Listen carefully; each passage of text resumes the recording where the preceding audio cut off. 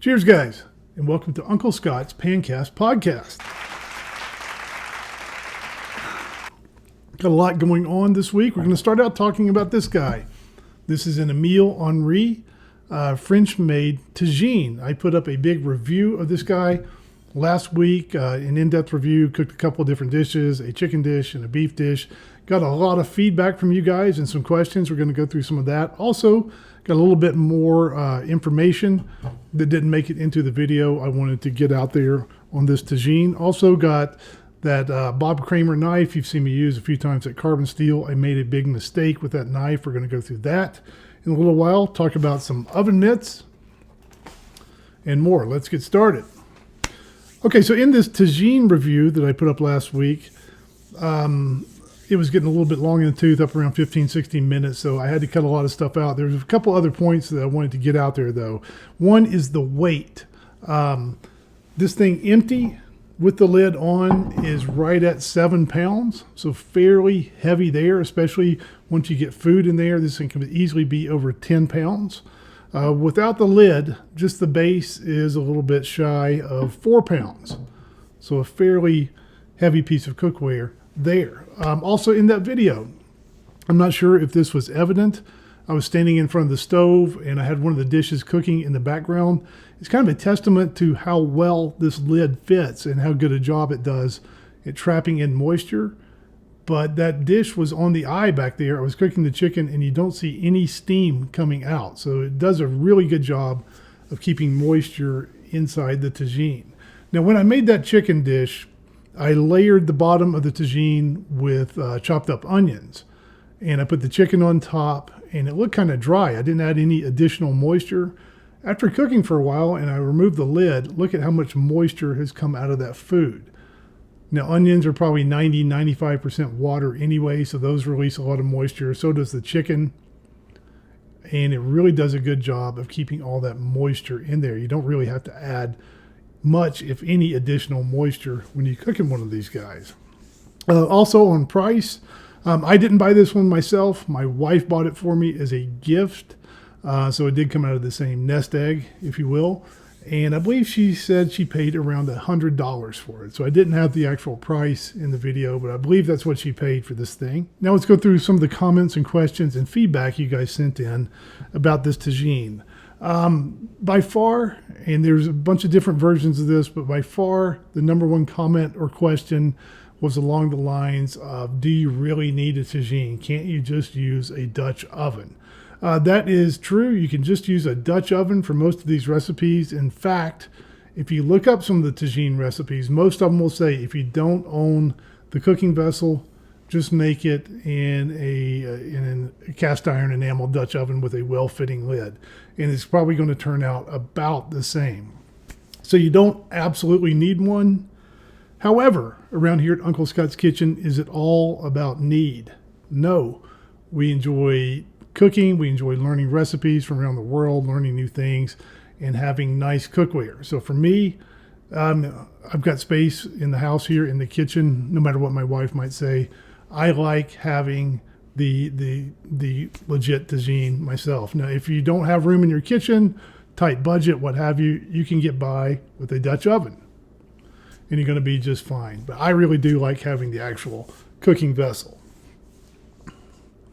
Let's see some other comments. Some chess guy, if I could read, says he likes the Emile Henri overall. He says they have some ceramics that you can even store in the freezer and directly pop into a hot oven without worrying about it. In fact, the tagine here, the manual says the same thing. I thought I put this in the video, I might not have, but if for some reason you had a frozen tagine, maybe you had some leftovers you froze or whatever, you can take this from the freezer and put it directly into a hot oven or on a hot stove. You don't want to do the opposite. You don't want to take this thing out of a hot oven when the thing is really hot and set it on your marble or granite or whatever stone countertops. If you take something hot and set it on something cold, then you run the risk of these things cracking a little bit.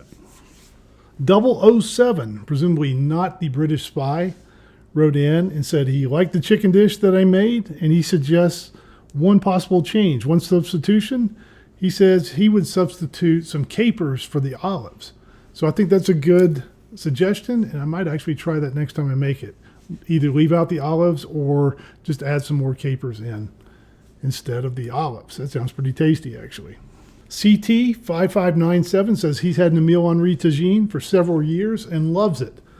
I always like getting a little bit of that confirmation, real-world confirmation when I put out a review that someone else does have the same thing and agrees. Makes me feel a little bit better. And Million Mile Drive has a theory on the Tagine lid. He says a Dutch oven will usually do just as well, but in areas where water is scarce. These were developed in North Africa. Maybe water was scarce over there back in the day. He thinks the Tagine does a good job of keeping that moisture in there. And even though Tagines were developed in North Africa and you can get Tagines from a wide variety of places, I just want to call out that this is a French one. Emile Henri is a well-known French brand. When it comes to French cuisine and French cookware, the French as a society, as a country, they have a lot of, if you will, brand respect in my mind. I don't mind buying French cookware. I really do enjoy it. When it comes to tagines or enamel cast iron or earthenware or anything with an enamel or a glaze, I tend to worry if they come from other areas of the world. If it's from Asia, perhaps a third world country, I'm not down on them, but they don't have the same level of trust in my mind that a piece of cookware from France does. So occasionally you hear that horror story of some harsh chemical that's been included in a glaze or a paint or what have you. So you can get tagines from all over the place and they might be fine. I don't know. I haven't really checked any of the other ones, but it just gives me a little bit of comfort for me getting one from France where I have a little bit more trust in that kind of French brand of cookware and cuisine, if you will. The other day it was Christmas morning. I think I did pretty well. I got some cigars, bottle of scotch. My wife baked me a homemade apple pie. And I got a ladder. Felt like I won the lottery. I think I really did well. And she also got me these. These are Lodge oven mitts. The old ones are getting kind of ratty. I think one of my other ones had fallen into a campfire for a while. So getting high time to get some new oven mitts. These Lodges, I really like them. Now, I've always had good luck with Lodge stuff, with the cast iron skillets, with the Dutch ovens, carbon steel, and I think these oven mitts are that same level of Lodge quality. I'm 6'4" and I have orangutan arms, and these go up, not quite to my elbow, but pretty far up my forearm. So pretty good size on these. And they say they work up to 450 degrees. On Christmas, we made a standing rib roast. And I thought it would be a good time to check out the new oven mitts. Let's see how they work.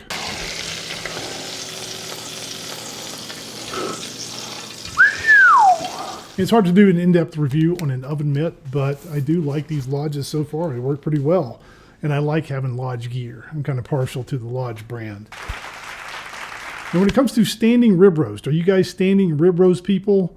Or are you steak people if you had to choose? Which would you choose? For me, I might be more of a steak person because when we sear a steak around here, I kind of get that seared exterior on both sides of the steak, kind of that well done chew on the outside. But in the middle, I like it rare, reddish pink center in the middle. With the standing rib roast, you almost get that reddish pink rare, medium rare, edge to edge. And for me, that can almost be just a little bit too much rare meat. I like having that sear on the outside. So I don't know about that, but I think the standing rib roast actually turned out pretty well. There's a lot of recipes for these on the internet, and most of them are some version of take your rib roast, salt it, let it dry in the fridge for a day or two beforehand, which is what I did. I got up Christmas morning and rubbed my meat with some butter and olive oil, salt and pepper, thyme, rosemary, garlic, and I can't remember what else. Got that all over there and in the oven for a few hours, and I thought it turned out pretty tastily. So pretty happy with the standing rib roast. If forced to choose, I might go with a ribeye steak. Just me. If you're interested in what I'm pouring, today it's a little bit of Woodford Reserve, along with some Bundaberg Australian spiced ginger ale. I like that spiced ginger ale around the holidays. I made a big mistake the other day. Actually, I make big mistakes fairly often. If you want a list, just consult my wife. But I messed up my Kramer carbon steel knife. This is the $400 knife that has appeared in several of my videos around here. Carbon steel. It's fairly brittle, fairly hard to begin with. I've started making my own veggie stock. And I was making some soup the other day, and I took some of my veggie stock out of the out of the freezer. It was frozen. It was starting to thaw. And I got my veggies all chopped up with this guy. And I thought, well, if I just jab that block of frozen stock, maybe I can get it to thaw a little bit sooner. Stuck this thing in the ice. I heard the tip snap and knew immediately I had made a big mistake. So some good cooking advice here. First, don't do dumb things like I did. Don't take a nice knife and jab it into a block of frozen veggie stock. It can break. But looking at the tip here, I got the little tip out of the block of ice and put it down there, and it was actually magnetized. Kind of interesting. It kind of just wanted to snap right back on there. Of course, you can't do that. And what I've seen is a guy on YouTube, he gets a whetstone, or you can take it into a knife professional. I'm going to try it myself though. Get a whetstone and just kind of shape this, reshape the spine and a little bit of this tip of the blade here to create a new tip. So I'm going to try that and see how it goes. I kind of had a love-hate with the tip of this knife to begin with, because when I bought this thing, it came in its own packaging, a box, which was inside of a cardboard box. I opened the end of the box, reached in, and ouch. The stinking tip was sticking out the end of the box to begin with, so I kind of started off on the wrong foot with the tip of this knife. Now let's do a little bit of pan spotting. If you didn't jump on the sales from Black Friday, the sales for Christmas, it's still a good time of year to look for cookware deals. If you see any screaming deals, these New Year's deals, end of year clearance sales, let's be on the lookout for those this week. If you do run across any screaming deals, make sure you post those below so we can all jump on those. But still a good time of the year to look for some screaming bargains on cookware. Okay, we've got New Year's Eve and New Year's Day coming up. Hope you guys all cook something delicious and stay safe. Cheers, happy holidays, and we'll see you again next time on Uncle Scott's Pancast.